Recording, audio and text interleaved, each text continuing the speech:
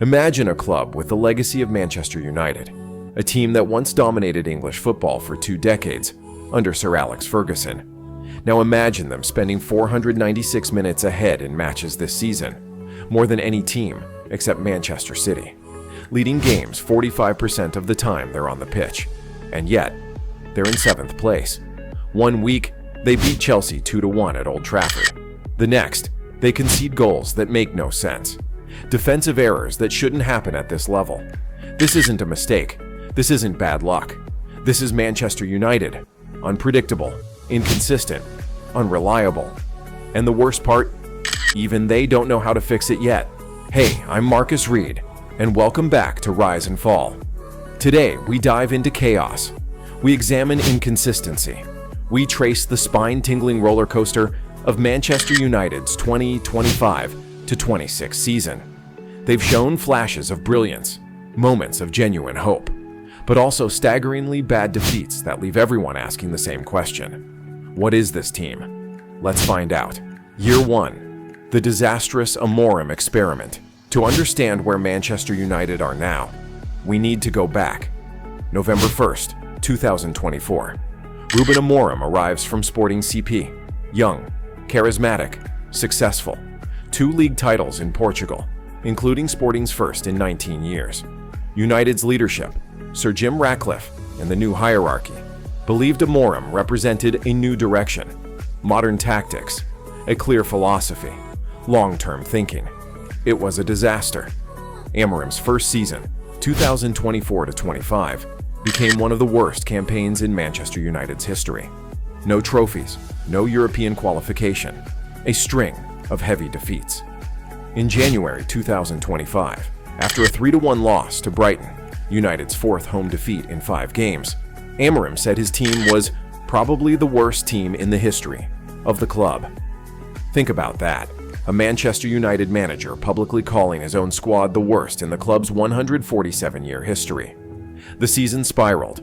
United's 12-game rolling points per game average dropped to 0.83, the lowest since Sir Alex Ferguson retired in 2013. Then it got worse. 0.75, 3/4 of a point per game. They reached the Europa League final in May 2025.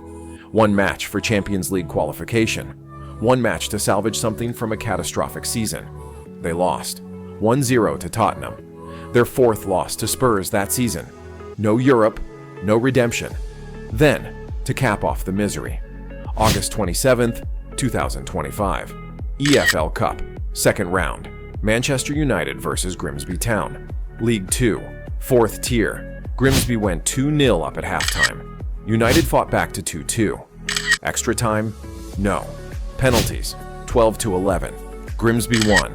Manchester United, one of the biggest clubs in the world, knocked out of the League Cup by a 4th-tier team on penalties. The humiliation was complete. The summer rebuild, £200 million gamble. Summer 2025 brought change, radical change. United spent over £200 million rebuilding their attack. Bryan Mbeumo from Brentford, Matheus Cunha from Wolves, Benjamin Šeško from RB Leipzig, Senna Lamens, a new goalkeeper. On paper, world-class signings, players who had excelled in the Premier League and abroad. The question was simple. Could these players fix Manchester United's broken identity? The season begins. Signs of life. 2025-26 started brutally. Arsenal away. Opening day. United lost 1-0, but played well. Created chances. Hit the post. David Raya made multiple saves. They deserved at least a draw. Amorim was defiant in his press conference. I think we proved today that we can win any game in the Premier League, especially against a great team like Arsenal, and we were the better team. Bold words. But were they true? The next weeks gave mixed answers. United beat Sunderland, lost to Manchester City, beat Chelsea 2-1 in a dominant performance, 3 consecutive home wins. Something United hadn't achieved consistently under Amorim last season. The stadium of Old Trafford was finally becoming a fortress again. Then came the stat that shocked everyone. Manchester United had already spent more time leading in matches after 11 games this season 496 minutes, than they did in Amorim's entire 27-game first season, 355 minutes. Think about that. In 11 matches, they'd led opponents for longer than they had in 27 last year. More time ahead, more goals scored, more attacking threat, and yet, they'd only won 5 of those 11 games. The contradiction: leading, but not winning. Here's the problem. Manchester United are spending 45% of their matches in winning positions. Only Manchester City have spent more time ahead. But Arsenal, the league leaders, they've spent less time ahead than United. Yet Arsenal have won 8 of their first 11 games. United, 5. What does that tell you? United can get ahead. They can create chances. They can dominate periods of matches. But they can't hold leads. They can't close games out. They make defensive mistakes that gift opponents goals. Before the November international break, United's expected goals against EXGA was 16.7, second worst in the Premier League behind only Burnley. On a per-game basis, 1.51 XGA. That's worse than Amorim's first season, 1.34. They're conceding more chances, more dangerous situations, more goals. So yes, they're better going forward, but they're also worse defensively. That's not improvement. That's trading one problem for another. The Big Six test: competitive, but inconsistent. United have faced all the traditional Big Six already: Arsenal, Manchester City, Chelsea, Liverpool, and Tottenham. The results: 2 wins, 2 losses, 1 draw. Beat Chelsea at home. Competitive against Arsenal. Hammered by Manchester City. Drew with Tottenham.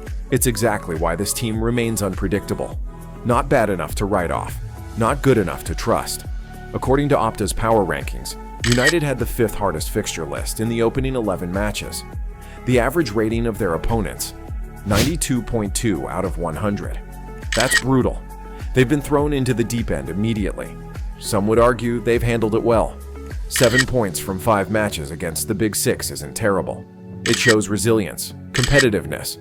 But others would point to the losses, especially to City, and ask, when will United consistently beat these teams? When will they dominate like they used to? Because right now, they're just surviving, not thriving. Tactics. The 3-4-2-1 obsession. Ruben Amorim loves his 3-4-2-1 formation. Loves it. It worked at Sporting CP. It won him 2 league titles. At Manchester United, it's been a mixed bag. The system requires specific players. 3 center-backs comfortable on the ball, wing-backs who can attack and defend, 2 central midfielders who control tempo, 2 number 10s who create and press, 1 striker who can hold up play and finish.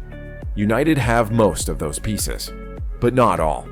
This season, they're using long switches of play more than any other team in the Premier League. Ping the ball from one side to the other, catch opponents out of position, get Mbeumo and Cunha isolated against fullbacks. It's effective, sometimes, but it also leaves them vulnerable in transition.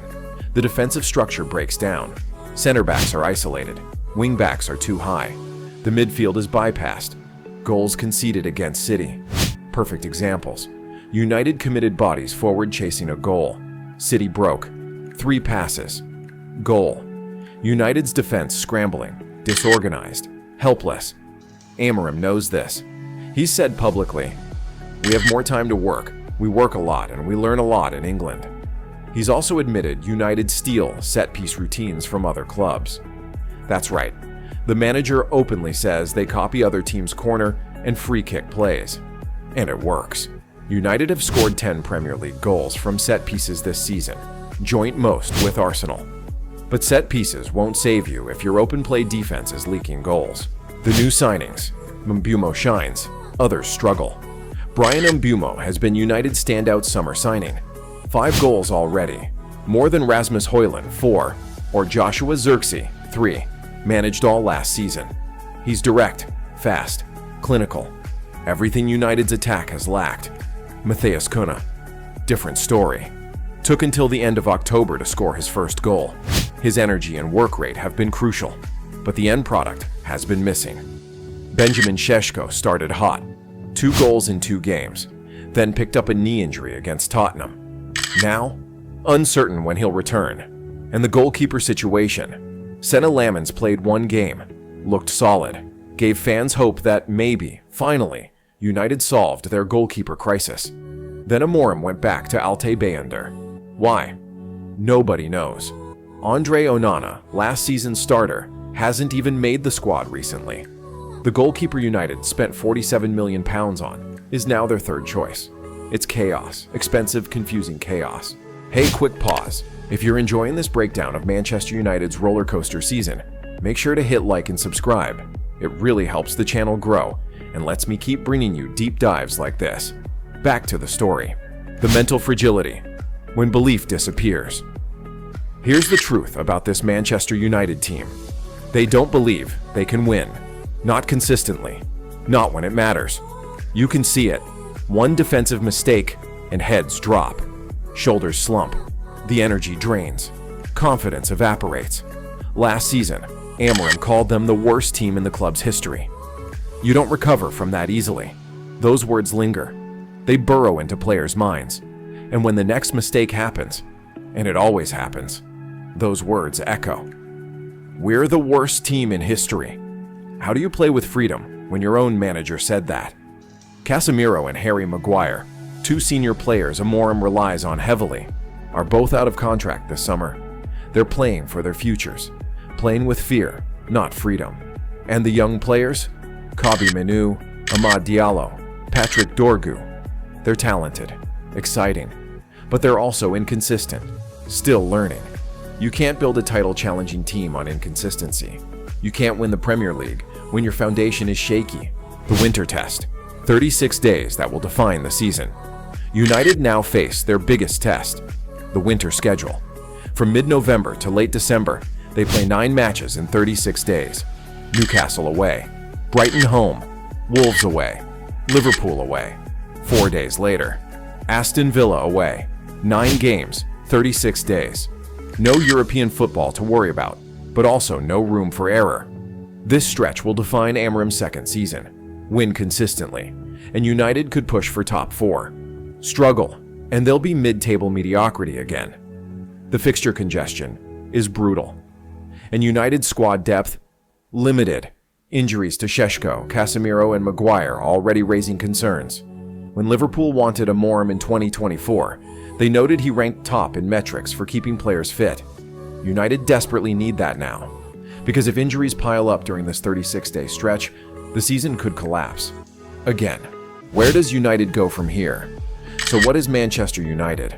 Are they a team on the rise, spending more time ahead in matches than anyone except Manchester City suggests progress? Or are they fragile pretenders? Second worst expected goals against in the league suggests defensive chaos. The truth? Both. United are simultaneously better and worse than last season. More attacking threat, less defensive stability, more goals scored, more goals conceded.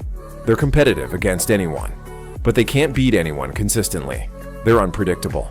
And in modern football, unpredictability is a weakness, not a strength. To fix this, United need 3 things. 1. Defensive coaching. Stop conceding soft goals. Stop making individual mistakes. Build a defensive structure that holds under pressure. 2. Mental resilience.